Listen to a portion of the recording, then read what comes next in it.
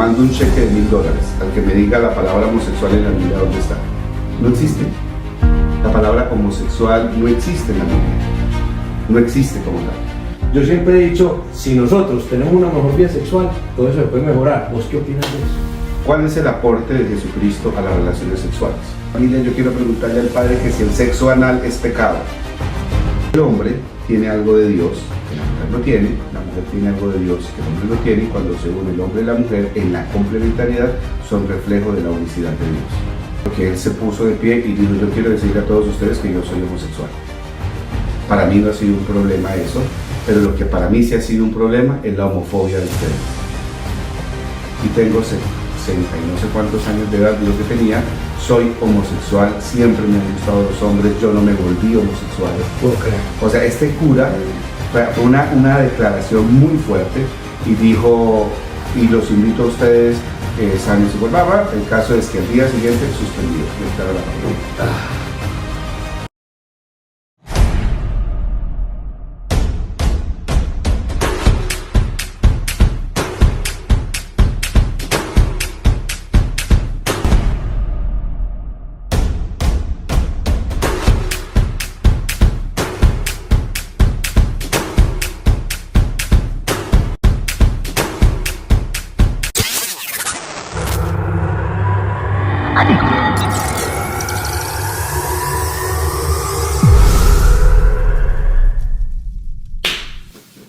Muy buenas noches, bienvenido a tu programa preferido Access, donde rompemos las cadenas del tabú en cuanto al tema de la sexualidad.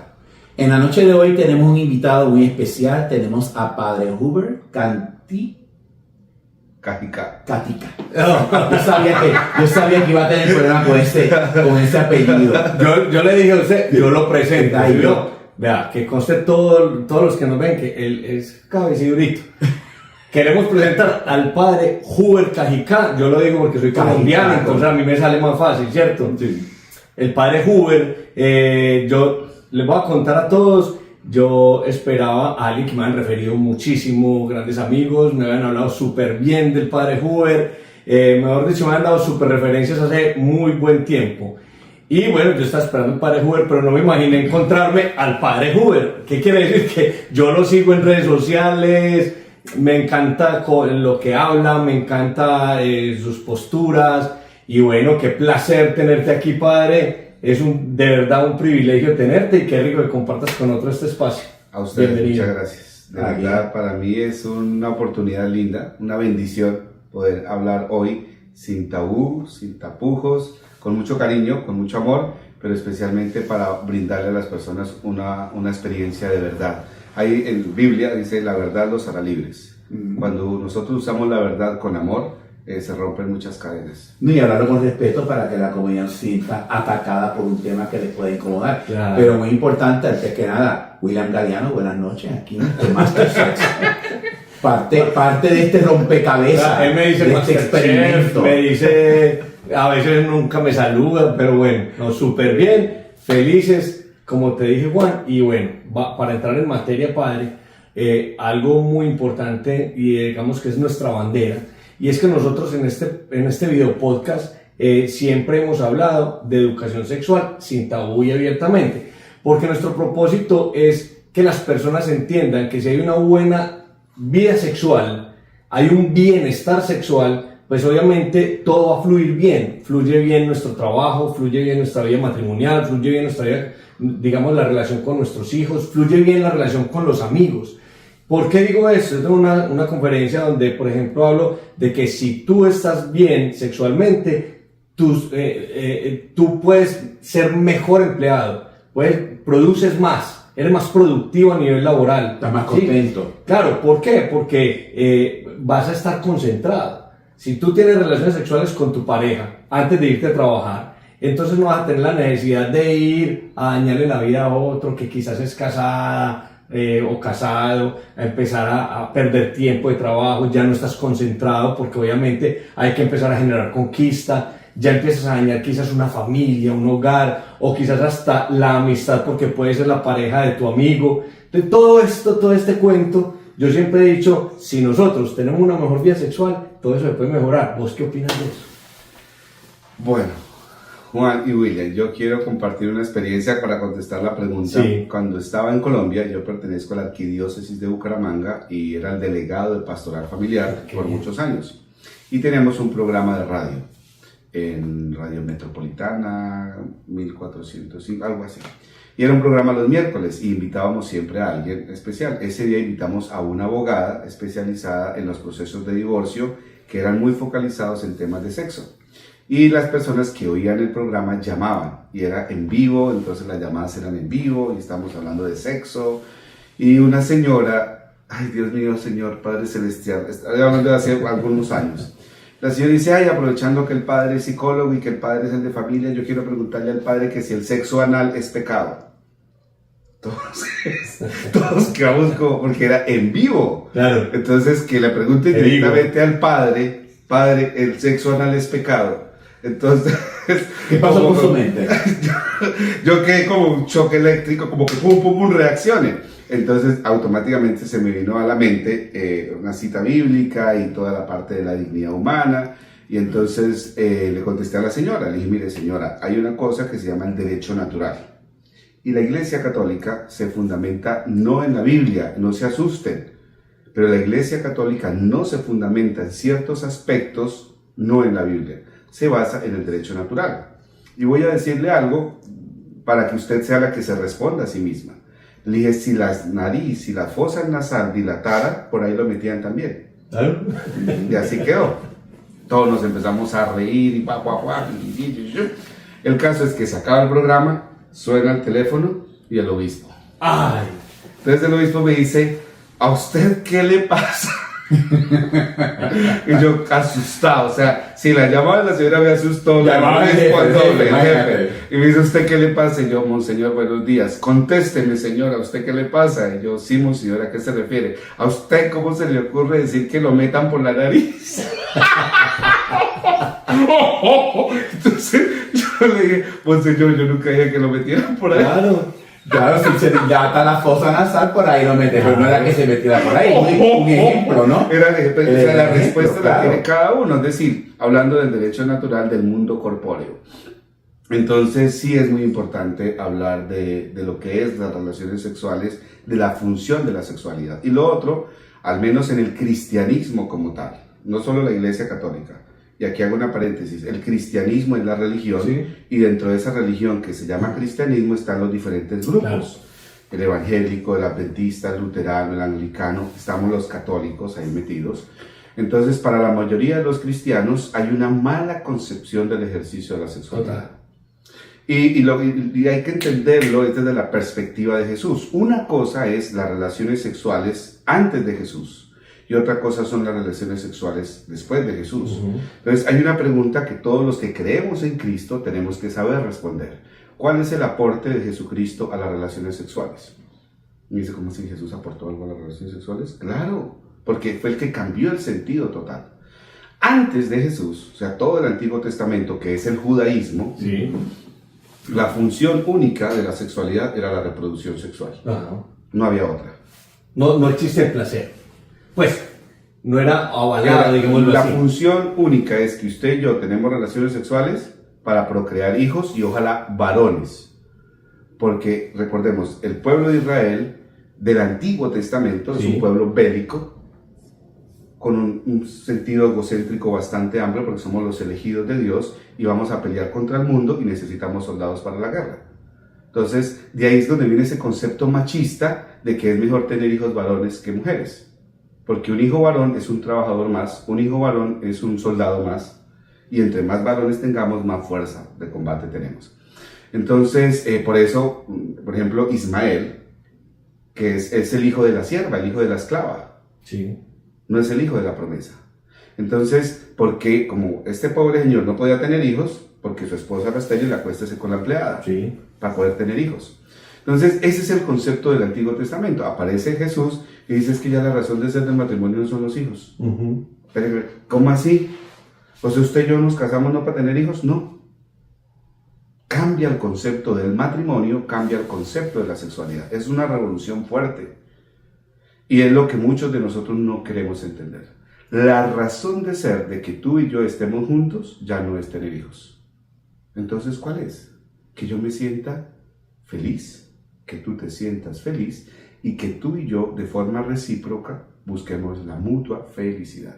¿Y habla de la gente del género o no? No habla del género. Entonces cambia el concepto de lo que significa el amor. Por ejemplo, si ustedes buscan, y de verdad, yo me atrevo a decir, mando un cheque de $1,000 al que me diga la palabra homosexual en la Biblia, ¿dónde está? No existe. La palabra homosexual no existe en la Biblia. No existe como tal. Entonces simplemente las traducciones que se fueron haciendo gradualmente con los años, mezcladas de ignorancia, de odio, evidentemente pusieron la palabra homosexual. Pero en los textos originales no aparece. No existe. ¿Y de qué tiempo acá aparece la palabra homosexual? A partir de aproximadamente el siglo XIV, 1300. Entonces, lo que sí dice es que sí existe. Esos son los tiempos de adquisición. Ajá. Y entonces, ¿qué pasa? Por ejemplo, en los eunucos. Y Jesús lo dice. O sea, para mí es revolucionario en muchos aspectos de la vida, y hablando exclusivamente de la sexualidad de Jesús. Jesús dice, hay eunucos que nacen eunucos. Él no usa la palabra homosexual, eunucos. ¿Qué es un eunuco? Una persona que es incapaz de la reproducción sexual. Hay eunucos que los vuelven eunucos, que eran a los que castraban, le cortaban los testículos para que cuidaran a las reinas, a la nobleza. Entonces él dice, pero ni los unos ni los otros, todos estamos llamados a vivir el amor de Dios. Y ya.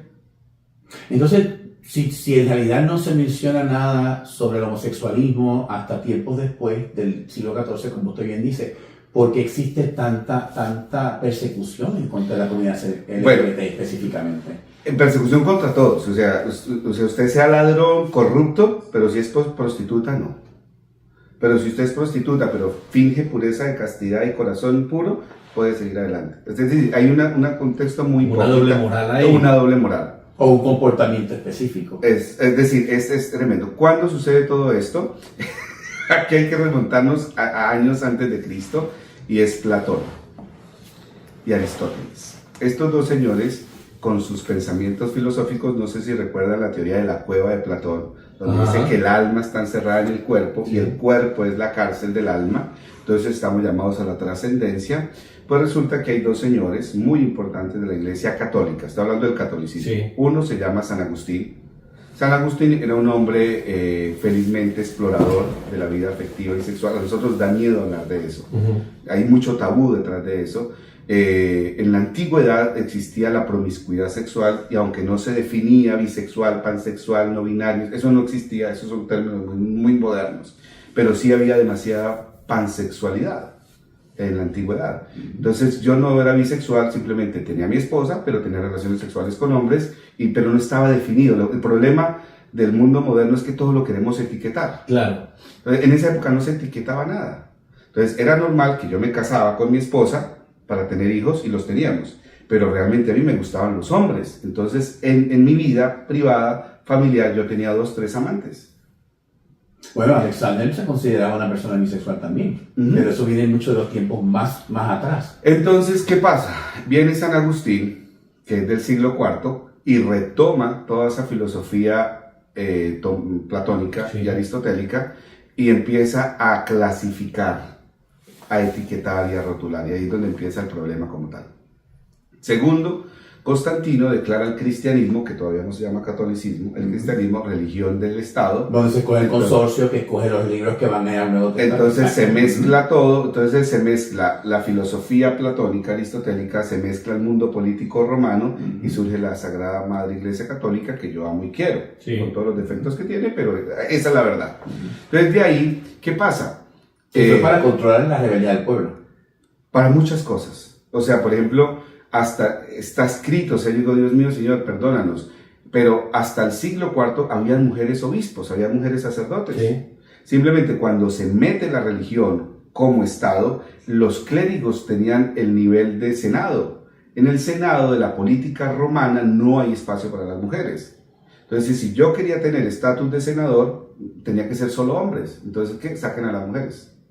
Pero eso lo eligieron ellos en el momento en que se cuando Constantino declara la religión. Pero mi pregunta, pero Constantino era un político. Constantino era un emperador, sí, pero la pregunta es la siguiente, o sea, si él manipuló prácticamente las escrituras para acomodarlas en su mente político, como entonces... No tanto lo manipuló. Porque hubieron escrituras que no lo lograron en esa selección. La iglesia, mire, por ejemplo, ahí me da risa, por lo que me río. Los cristianos no católicos atacan a los cristianos católicos con la Biblia, sí. Pero lo que no saben que son los católicos los que montaron la Biblia. Ajá. Fue la iglesia católica la que definió cuáles sí, cuáles no tenían. O sea, la Biblia, como la conocemos hoy en día, fue creada por la iglesia católica. Ya. Y ellos decidieron cuáles libros eran sí y cuáles no. Entonces, ahí hay mucha polémica. Entonces, hasta hace muy poco es que aparecen lo de los libros apócrifos, que son bellísimos, que hay que leerlos y conocerlos y profundizar. Entonces, la esencia, para terminar esta idea, es, aparece San Agustín siglo IV, que empezó como a sembrar el moralismo sexual fuertemente marcado. Pero hasta el siglo XIII, es decir, en 1200, aparece un señor doctor que se llama Santo Tomás de Aquino. Entonces, Santo Tomás de Aquino, en la Suma Teológica, moraliza y sataniza todo lo que es sexual. Del siglo XII hacia atrás, usted encontraba una imagen de Jesús desnudo, porque murió desnudo. El trapito que le vemos a Jesús en la cruz se lo pusieron en el siglo XIII. ¿Ah, sí? Pero del siglo XIII para atrás estaba Jesús con su pene, sus testículos, su vello púbico en la cruz. Porque no había problema con la genitalidad. Hasta ahí no había tabú, no había etiqueta. No había tabú, o sea, era normal. Era normal. Hay cosas que unos dicen que es mito, que es verdad, pero cada uno crea lo que quiera creer. Claro. Pero, por ejemplo, yo no sé si ustedes recuerdan cuál es ese santo que aparece físicamente bonito, con flechas en el cuerpo, amarrado a un árbol. ¿Se acuerdan cómo se llama? San Esteban. San Esteban, sí. San Esteban era un soldado romano. Sí. Los soldados romanos tenían pareja hombre, con los que se amaban, se querían, se protegían y eran una relación estable, sexualmente constituida, avalados por el Imperio Romano. Cuando Sebastián se vuelve al cristianismo, se convierte al cristianismo, él dice, evidentemente, por mi convicción religiosa, yo no puedo seguir con otro hombre. Ni teniendo relaciones sexuales, ni amando a otro hombre, ni siendo pareja de otro hombre. Pero no, en ningún momento dice que eso sea pecado, simplemente dice mi convicción me lo impide y dice yo ya no puedo seguir llevando el estilo de vida del Imperio Romano ahora como cristiano. Entonces se convierte al cristianismo, los otros soldados romanos lo acusan y lo matan. Entonces es un mártir. Claro. Entonces muchas personas desconocen eso. Por ejemplo, el mismo San Agustín, el mismo San Francisco de Asís. San Francisco de Asís tenía una vida promiscua, desordenada, donde tenía relaciones sexuales con hombres y con mujeres. Entonces, imagínese usted un San Francisco teniendo relaciones en una orgía, por ejemplo. Ajá, no. Entonces, simplemente que a nosotros, Dios mío, ¿cómo así? El Francisco en una orgía, el Padre Celestial bendito, no. Y el Agustín en otra orgía, y no, Dios mío. Y el San Esteban, ¿Y estaba Clara así, señor? No, Clara era muy menor cuando eso, pero... Pero no falta que la meta. Pero, es decir, el moralismo medieval, vea, no sé si conocen el Vaticano, el Museo Vaticano, por favor conózcanlo, van y miran esas imágenes bellísimas, y la mayoría de las imágenes tienen la hojita en el pene. Sí. ¿Por qué le pusieron esa hojita? Esa hojita en el pene no es original. Esa hojita al pene se lo quitaron. Ajá. Y le pusieron la hojita, no. porque mostrar el pene era pecado. Bueno, en la Capilla Sixtina, originalmente los desnudos, y el Papa del momento manda taparlo. Ajá. Porque dice eso no puede estar así. Ajá. ¿Entiendes? Porque había una visión. O sea que se arrastraba una visión de esos tiempos y también la controversia de aquellos que creían en lo opuesto. Entonces, fíjate, donde se crea toda esta controversia, lo que hemos llegado hoy en día. La religión, no solamente el catolicismo, hablemos del cristianismo, del judaísmo, del islamismo. La mayoría de las religiones, bueno, hay 3 religiones grandes monoteístas, el judaísmo, el islamismo, y todos somos hijos del mismo papá. ¿No? O sea, de diferente mamá, pero... Del mismo papá. Somos 3 hermanitos de distinta mamá, y se llama el islamismo, el judaísmo y el cristianismo. Y nuestro papá es Abraham. Abraham es el padre en la fe. Entonces, estas 3 religiones monoteístas tristemente han hecho mucho daño desde la parte moral y ética a la sexualidad. muchísimo.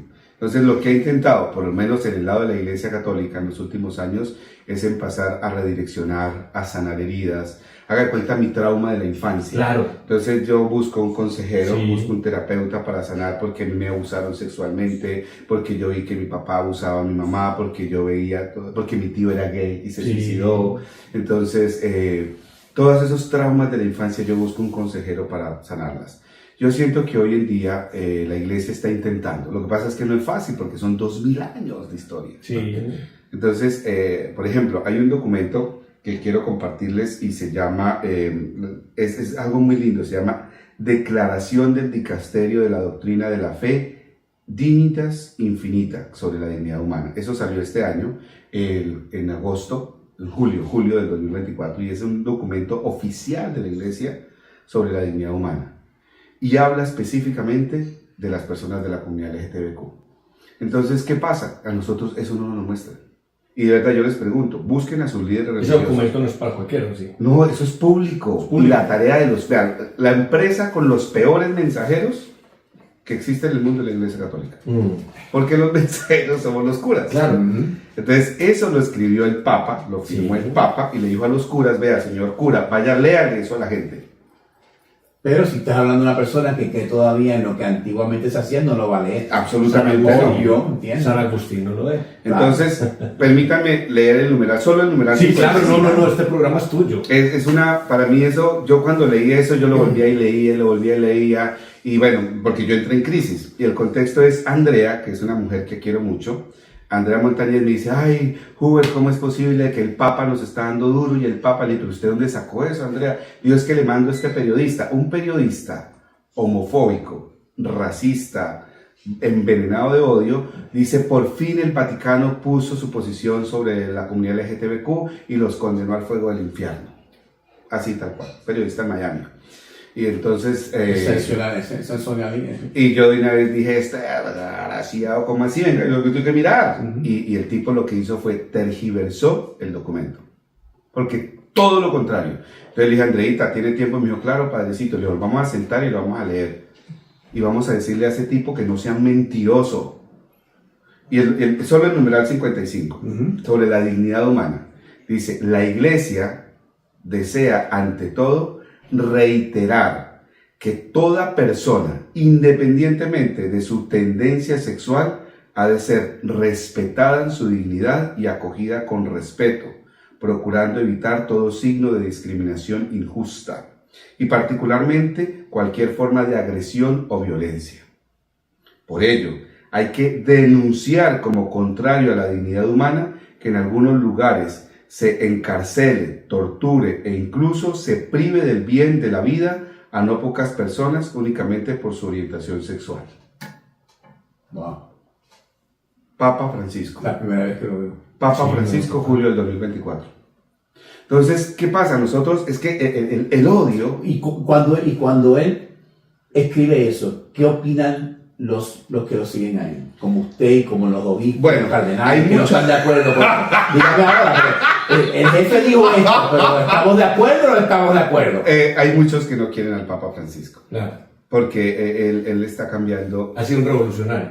total, de decir, espérese, una vez en Brasil, porque yo estaba, porque era parte de mi trabajo, Ajá. y están todos los obispos de América Latina. Nosotros los hispanos nos falta muchísimo leer, instruirnos, educarnos, Sí, nos falta total. demasiado. El hábito de la buena lectura Sí. no lo tenemos.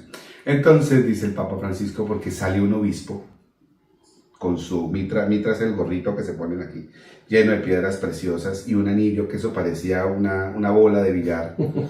Y el Papa se queda mirándolo y lo miraba y llegó allá. Y entonces eso parecía un desfile de modas de piedras preciosas.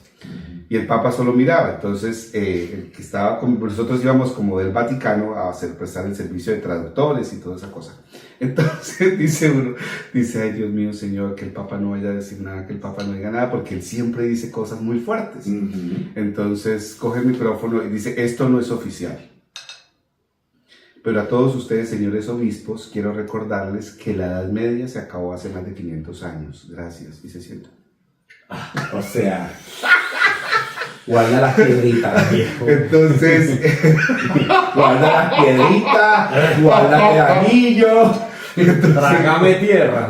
exactamente. Entonces, y así muchos apuntes del Papa Francisco. Muy Bueno, observador, ¿viste? el tipo es un jesuita, Sí. es un jesuita empresario, es un jesuita futurista. Entonces, y aparte eso es un argentino que conoce todo lo que implica el orgullo, la soberbia, la prepotencia, conoce el tema de las relaciones de la corrupción que hay dentro de la iglesia con el mundo político. Entonces él es un autocrítico. Y que evidentemente a muchos no nos gusta eso. Que a mí venga alguien a decirme que usted está mal, no. Sí, total, nos cuesta, Bueno, nos cuesta reconocernos. No solamente que está mal, sino que por año estás bien y de repente ahora estás mal. Claro. Entonces la gente se habitúa a estar bien y piensa que es correcto y viene alguien a decir, ¿sabes qué? Estás equivocado. Después, Y no tú sé si eso. ustedes se acuerdan cuando fue polémica que el Papa dijo que las parejas gay había que bendecirlas, que sí, que no, Sí, que las claro. bendijeran. Y fue otra polémica tremenda. Siempre basados en la mentira. En ese tema, me pregunto, ¿por qué la comunidad LGBT no puede casarse en la casa de Dios con la bendición de Dios? Bueno, en la Iglesia Católica Romana no. Y la única razón principal que tiene la Iglesia Católica, y volvemos al inicio, es el derecho natural. El derecho natural es, para la Iglesia Católica, dice, la función del matrimonio es la complementariedad. Entonces, basados en el concepto antropológico, o sea, cómo la Iglesia Católica concibe al ser humano. Si usted mira, por ejemplo, la concepción del hombre o de la persona en el hinduismo, en el taoísmo, es diferente. Si entiende la persona humana como desde el judaísmo, es distinto. Entonces, la concepción antropológica de la Iglesia Católica dice que el hombre tiene algo de Dios que la mujer no tiene, la mujer tiene algo de Dios que el hombre no tiene, y cuando se une el hombre y la mujer en la complementariedad son reflejo de la unicidad de Dios. Esa es la única razón. Entonces, la Iglesia dice, como yo te amo, Juan, y yo sé que tú me amas, y como pareja estamos bien, pero desde el concepto antropológico de la Iglesia Católica, tú y yo no podremos ser pareja desde ese concepto, por lo tanto no hay acceso al sacramento del matrimonio. Entonces, en ese sentido, el Papa lo que hace en ese documento es aclarar lo que yo le estoy diciendo. Ese documento es bellísimo y yo digo, hay que leerlo unas 3, 4 veces para entender qué es lo que el Papa está queriendo decir. Entonces dice, y le dice a algunos, dicen, no engañen a las personas. Y dicen, especialmente muchos sacerdotes van con Huber y Juan, le dan $3 acá a este cura corrupto, y el cura corrupto a escondidas va a desayunar misa y los bendice. O sea, lo que hace el Papa es denunciar a ciertos ministros que con mentiras y con engaños no dicen lo que tienen que decir. Claro. Pero si el Papa a través de esa lectura acepta y les da el derecho del respeto a la comunidad LGBT, ¿por qué entonces no hay un cambio en que se puedan casar bajo la iglesia? Porque esa es la base, el presupuesto es este, y es lo que dice el Papa, un hombre con otro hombre nunca, jamás, nunca podrán celebrar el sacramento del matrimonio. Nunca. Pero lo que el cambio, el plus, lo revolucionario es una pregunta muy, muy válida, y el Papa lo dice. Dice, ¿William y Huber se pueden amar, sí o no? Huber y William, que se aman y son pareja y biológicamente son hombres, ante Dios ¿son o no son familia? Sí. ¿Por qué no? Eso mismo dice el Papa. Dice, solo que Huber y Y William... pueden tener hijos también ustedes. Solo que adoptados. Huber y William no pueden celebrar el sacramento del matrimonio, pero no porque no lo pueden hacer, porque no es un capricho del Papa. O sea, el fundamento es el derecho natural. Entonces, aparece alguien que hace una crítica fuertísima y dice, hay un hombre trans y hay una mujer trans y se casan, y el hombre trans es el que queda embarazado. No sé, bueno, el primer caso fuerte fue una colombiana casada con un puertorriqueño. Entonces, el puertorriqueño fue el que quedó embarazado, es una cosa. Entonces, ellos sí se pueden casar por la iglesia. Entonces, esa fue y el mismo que trajo a colación ese caso fue el mismo Papa. Ajá. Yo entonces ahí les dejo eso, peleen. Discutan ustedes, o sea, y es la verdad. O sea, si yo soy un hombre trans y hay una mujer trans y nos casamos los dos y yo como hombre trans porque tengo la matriz, quedo embarazado, entonces biológicamente sí me puedo casar por la iglesia. ¿Y ahí qué? ¿Qué pasa ahí? Por eso, o sea, es eso. Es Ahí decir, se podría. o sea, Porque por lo legítimo, claro. está cumpliendo los requisitos Sí, del claro, derecho natural. claro. Biológicamente un hombre, biológicamente una mujer, solo que el uno es trans, los dos somos trans. Entonces, es entender, a ir al profundo de las cosas. Y lo otro esto es exclusivamente para las personas que tienen fe, que eso es lo que mi papá reclamó fuertemente. Dijo, ustedes no pueden engañar a la gente cuando esto es de fe. Cuando una persona es educada en la fe, formada en la fe, va a entender las cosas, pero ustedes no pueden abusar del no conocimiento de las personas. Es como una denuncia. ¿Y este derecho natural en qué momento se implementa? O sea, porque todo en la vida evoluciona, el ser humano ha evolucionado de los tiempos históricos, prehistóricos, y ha evolucionado lo que hoy en día es. O sea, hemos avanzado y hemos cambiado. Hoy en día tenemos tecnología avanzada de hasta inteligencia artificial. Por ejemplo, este derecho nace, pero ¿en qué momento se empieza a cambiar y a evolucionar? El derecho natural, en el caso concreto de la vida matrimonial, se hace específico y concreto a partir del siglo IV, cuando empiezan los concilios a discutir estos temas. Llevamos tiempo con esto. O sea, nosotros llevamos peleando 1600 años. Y no se ha cambiado. Y no se va a cambiar, y al menos dentro de la Iglesia Católica no se va a cambiar. O sea, que arrastramos algo que de repente viene. No, y pasarán muchos años donde no se podrá hacer. Exactamente, no, y es así, pero vuelvo y digo, o sea, es decir, pero el presupuesto es la fe. Pero lo importante es hasta qué punto la fe que yo digo tener me ayuda a mí a ser mejor persona. Porque usted puede ser heterosexual, casado, y va a misa y reza, pero como persona usted es un adicto a la pornografía, usted maltrata a las otras personas, usted es un mal jefe, usted es un injusto y no paga salarios.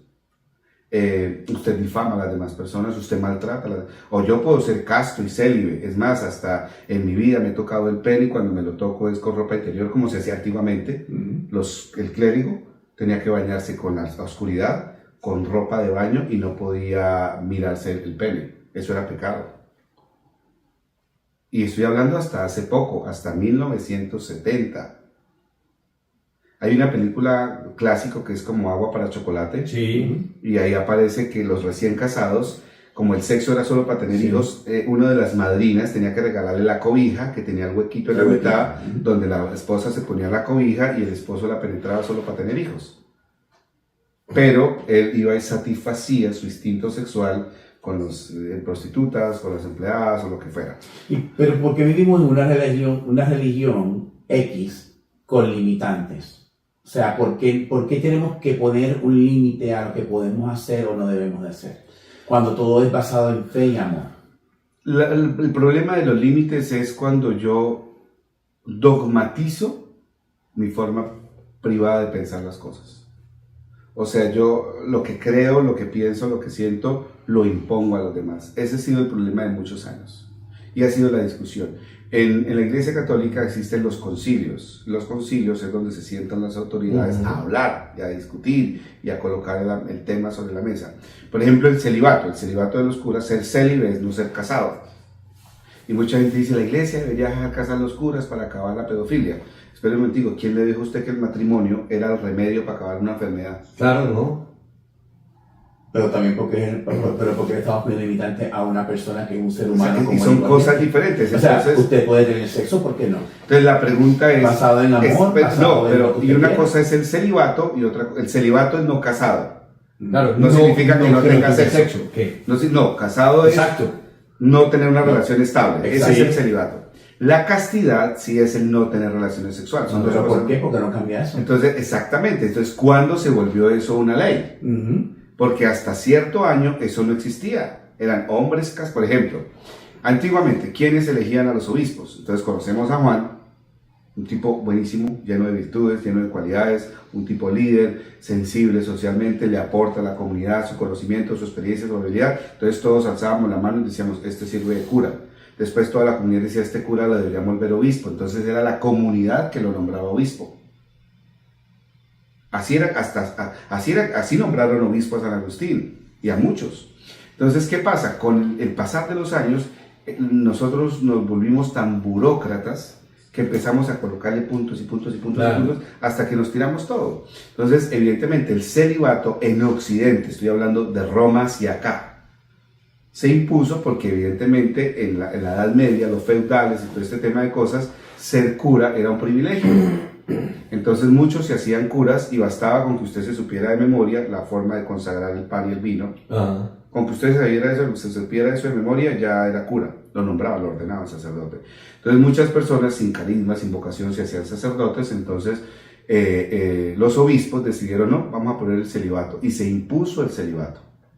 Pero lo que mucha gente no sabe es que dentro de la Iglesia Católica hay algunos grupos que no tienen el celibato. Por ejemplo, usted va a Oriente, va a Rumania, va a Ucrania, va a Polonia, va a Grecia, y hay parte de la Iglesia Católica que son hombres casados que son sacerdotes. Por eso cuando se separa Enrique VIII de la Iglesia Católica y crea el anglicanismo, él decide que los hombres casados pueden ser sacerdotes y que inclusive los que ya son sacerdotes se pueden casar. Entonces, pero sí hay mucho tabú en esos temas del ejercicio de la sexualidad, de las relaciones sexuales, de la función de la sexualidad, del mundo corpóreo. ¿Y si eso tiene inclinación homosexual, por qué lo prohíben también? No, y es lo otro, o sea, por ejemplo, uno que revolucionó el tema de la homosexualidad en la Iglesia Católica fue el Papa Benedicto XVI. Cuando él dice, en otro documento, dice, mire, si el joven reconoce su homosexualidad, pero nosotros como autoridad descubrimos que sí hay una predisposición a una vida religiosa, consagrada, bla, bla, bla, bla, puede llegar a vivir su sacerdocio en plenitud. Y de hecho, en estos días, aquí en Estados Unidos y aquí en la Florida, un sacerdote católico romano, el obispo lo suspendió y le quitó la parroquia porque él se puso de pie y dijo, yo quiero decirle a todos ustedes que yo soy homosexual. Y en conciencia les confieso, nunca en mi vida he tenido relaciones sexuales con nadie, nunca me han hecho falta, para mí no ha sido un problema eso, pero lo que para mí sí ha sido un problema es la homofobia de ustedes. Y tengo 60 y no sé cuántos años de edad, dijo que tenía, soy homosexual, siempre me han gustado los hombres, yo no me volví homosexual. Okay. O sea, este cura fue una declaración muy fuerte y dijo, y los invito a ustedes, sanen su cuerpo. El caso es que al día siguiente suspendido, le quitaron la parroquia. Entonces, precisamente porque es nuestra doble moral, precisamente porque no es tu puritanismo, nuestro fariseísmo. Hay un sacerdote que ha hecho, que es también muy viral, que es Adam Cotas, que también ha contado su historia y de pronto es algo como similar a este tema. El problema, bueno, yo aquí hablo en defensa de la Iglesia Católica. Si yo no estoy a gusto en una institución, me salgo de la institución. Claro. Pero sin hacerme la víctima y sin atacar a la institución. Obvio. Por ejemplo, yo soy sacerdote católico. Si en algún momento yo digo, no estoy de acuerdo con la Iglesia Católica, me paso para... Mire lo que hizo el padre Alberto Coutier, el padre este famoso de Miami. Él tenía a su amiga, que después, hoy actualmente es su esposa, estaban en la playa, él le toca la nalga, le toman la foto porque él era un bestseller, o es un bestseller, le toca la nalga a la novia y una vez entonces el escándalo, el que dice, lo siento mucho, me salgo de la Iglesia Católica, mi vocación no la voy a perder, mi sacerdocio tampoco, me voy para la Iglesia Episcopal y hoy en día es un sacerdote digno, un ministerio bellísimo con su esposa y sigo tocando la nalga a mi esposo. Y sigo tocando la nalga a mi esposa. Claro. Entonces, por ejemplo, en la Iglesia Episcopal, en la mayoría de las partes de Estados Unidos, se acepta la comunidad homosexual. Entonces hay sacerdotes homosexuales con su esposo. Y esto es en Chicago, una experiencia con mi mamá. La Iglesia Episcopal se parece mucho a la Iglesia Católica. Entonces mi mamá vive en el downtown de Chicago, en la parroquia que está cruzando la calle, se llama La Anunciación. Entonces está la imagen del Sagrado Corazón, la parroquia la administran las hermanitas de Santa Ana. Entonces, bueno, mi mamá llegó hace muchos años a Chicago. Cuando yo llegué a visitarla, mi mamá dijo, ay, mi hijo, vamos a misa. Entonces nos fuimos para misa y llegamos una hora antes, rezamos el rosario. Y yo, mamá, esto no es católico. ¿Cómo que no? Si aquí están las hermanitas de Santa Ana. Mamá, esto no es católico. ¿Cómo que no? Si estamos rezando el rosario. Y yo, bueno, sí. Entonces, no, bueno, explíquele a mi mamá que eso no era católico. No, ya no entendía. Yo dije, pero se la voy a hacer. Entonces me metí, empecé a averiguar. El párroco de ahí vive ahí con su esposo. Entonces, y el obispo de esa diócesis es una mujer. Y de la comunidad afro. Entonces, eran confirmaciones y yo le dije, mamá, vamos tal día, tal misa. Le dije, pero no es domingo. Le dije, pero vamos, mamá. Entonces llegamos a la misa y salen mujeres revestidas de sacerdotes. Mi mamá, ¿qué hacen esas viejas vestidas de padre? Dios mío, ahora sí el mundo se va a acabar. Y cuando sale el obispo, así, de una forma racista, discriminatoria, machista, dice, ¿y esa negra qué hace vestida de obispo? Y yo, mamá, eso es racismo. ¿Cuál racismo? Eso es una blasfemia, una negra vestida de obispo. Yo le digo, mamá, porque esta no es la iglesia católica. Bueno, sale el padre, el párroco, un americano, habla en inglés y dice, bueno, y al final mi esposo está en el salón parroquial para que hagamos el compartir. El sello final. Entonces le digo, mamá, al final el esposo del padre, dice, ¿cómo? ¿El esposo? La esposa, mamá, el esposo. Entonces, no, a ella se le acabó la claro. Entonces, no, fuimos al salón parroquial y el esposo, un hispano, un dominicano. Un señor muy lindo. Entonces yo, hola, mucho gusto, ay, bienvenido. Le dije, le presento a mi mamá, hola, le dije, mamá, él es el esposo del padre. Y mamá lo miró de una forma tan despectiva, él lo sintió. Entonces se lo dijo, le dijo, señora, mucho gusto, yo soy fulano de tal, soy el esposo del párroco. Y yo también trabajo aquí en la parroquia. Entonces mi mamá quiere entrar y dijo, no. Entonces fue un choque. Ella ahí logró entender que esa parroquia no era católica. Y no volvió. Entonces, es decir, a nosotros nos falta mucho para entender el concepto de que en el mundo no solo existo yo y mis creencias. Claro. En el mundo existen otras formas de ser, de vivir y de existir. Para mí ha sido un problema grandísimo, por ejemplo, la cosa más absurdamente estúpida, en el día de los disfraces de octubre, pues yo me disfracé de duende. Y empieza una señora en las redes sociales, ¿cómo así este padre no es católico? Este padre es el anticristo, este padre no sé qué, este padre no sé qué. Entonces yo le escribí, le dije, señora, usted está disfrazada de bruja toda la vida y yo nunca le digo nada. ¿En serio? Ahí le contesté, sí. Y usted está disfrazada de bruja y toda la vida y yo no le digo nada. Yo al menos me disfracé un ratito, pero usted... Excelente. Bueno, no queda más nada, Willy, se nos fue el tiempo como siempre. Hasta nuestra próxima visita aquí con el padre y con el próximo tema que vamos a traer. Hey, muchas gracias, padre. Gracias, Juan. Gracias, Juan. Gracias a toda la comunidad que nos sigue, a todos nuestros seguidores. Gracias por seguirnos. Compartan esta información, compartan con todos sus amigos y que sean sexualmente muy felices. Buenas noches.